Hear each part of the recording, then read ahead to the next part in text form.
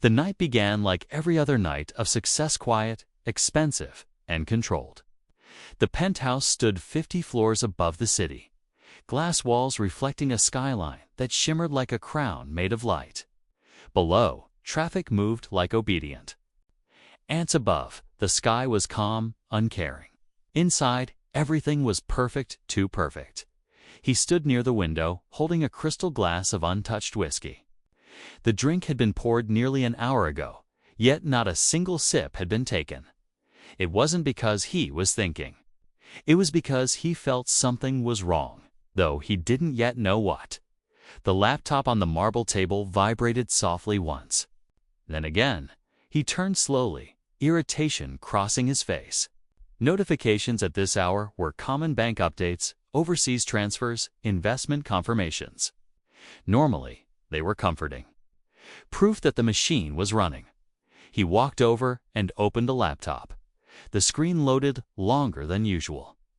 That delay, barely 5 seconds, was the first crack. When the dashboard finally appeared, his eyebrows tightened. The numbers were there, but they didn't make sense. He refreshed the page. Then again. His fingers moved faster now. Tapping, clicking, logging out, logging back in. The balance didn't change. The number stared back at him like an insult. $0. Oh, he laughed. Not because it was funny, but because the brain sometimes laughs before it breaks.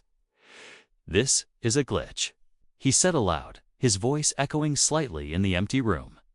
He checked another account, then another, each one told the same. Story. 0. The glass slipped from his hand and shattered on the floor. The sound was sharp, violent, final. He didn't react. He didn't even look down. His eyes were fixed on the screen, waiting for reality to apologize.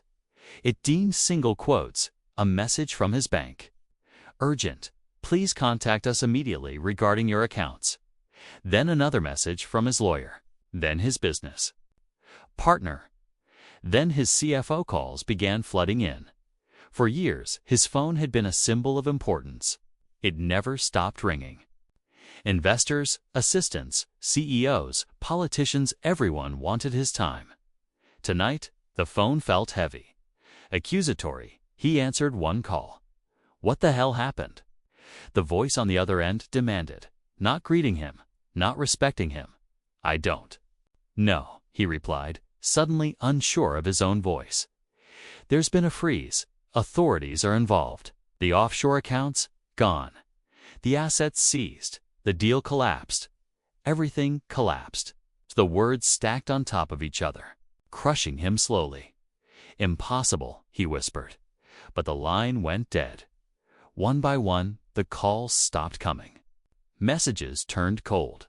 Short, professional, then silent. He tried calling back, no answer.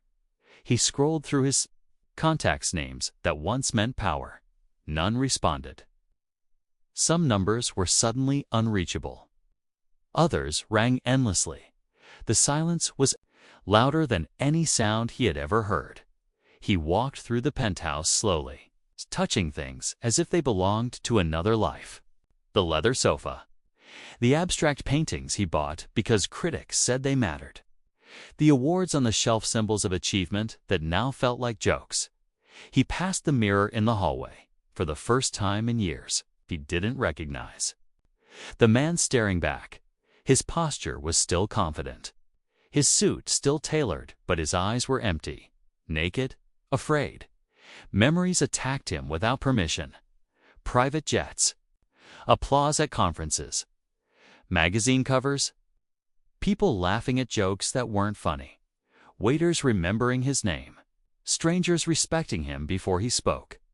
All of it flashed, then vanished. He sat on the edge of his king-size bed, staring at the floor. His breathing became shallow. Not panic, worse. Realization. He wasn't just losing money. He was losing identity. At 3:17 a.m., there was a knock at the door. He froze. No one knocked on his door without warning. He opened it cautiously. A man in a dark suit stood there, holding a folder. "Sir," the man said calmly, "I'm here on behalf of the authorities. We need to talk." The words blurred together after that. Legal language, procedures, timelines, confiscations. By dawn, the penthouse no longer belonged to him. He walked out carrying nothing but a phone with no signal and a jacket that suddenly felt too thin. As the elevator descended, he watched his reflection in the mirrored walls. Floor by floor, something peeled away from him by the time the doors opened at the ground level. The millionaire no longer existed. Only a man did, and he had nothing. Morning arrived without ceremony. No assistant, no schedule, no notifications, just light. He woke up on a narrow bed in a room that smelled faintly of dust and detergent. The ceiling above him was cracked, paint peeling like old skin. For a moment, he didn't know where he was. Then memory returned slow and cruel. He sat up, rubbing his face. His hands felt rougher. His suit was gone, replaced by plain clothes borrowed from someone who didn't ask questions. The mirror in the room was small and slightly warped. The man inside, it looked older, smaller, real. He stepped outside. The street was already alive. Vendors shouting, buses coughing smoke. People moving with purpose, not ambition, but necessity. No one noticed him. That hurt more than the loss of money. He walked aimlessly, hunger growing with each step. Not the hunger he used to feel between business meetings, but a deep physical ache at a corner. He saw an old man sitting on the pavement, selling fruit from a broken crate. One apple rolled onto the road. The old man struggled to stand. Without thinking, he picked it up and handed it back. "Thank you," the man said, smiling with missing teeth. That smile stayed with him. He spent his last few coins on bread and tea. He ate slowly, aware of every bite. For the first time in years, food wasn't a luxury, was life. Later, he found work loading boxes at a small warehouse. The owner didn't ask about his past, only if he could lift. The work was brutal. His hands blistered. His back screamed. Sweat soaked through his shirt. But something strange happened. His mind grew quiet. No deals, no pressure, no pretending. Just effort. During lunch, he sat with other workers. They talked about families, struggles, small dreams. No one cared who he used to be. That night, exhausted, he lay on the bed again and he slept. Days passed, then weeks. He learned to listen instead of speak, to observe instead of command, to help without expecting recognition. One evening, he saw a young boy crying near a bus stop, lost, panicked. He stayed with him until the mother arrived. She hugged her child, then hugged him too. "Thank you," she whispered. Something broke open inside his chest. He realized then what money had stolen from him all those years' human connection. One night, sitting alone, he thought about everything he had lost and everything he had gained.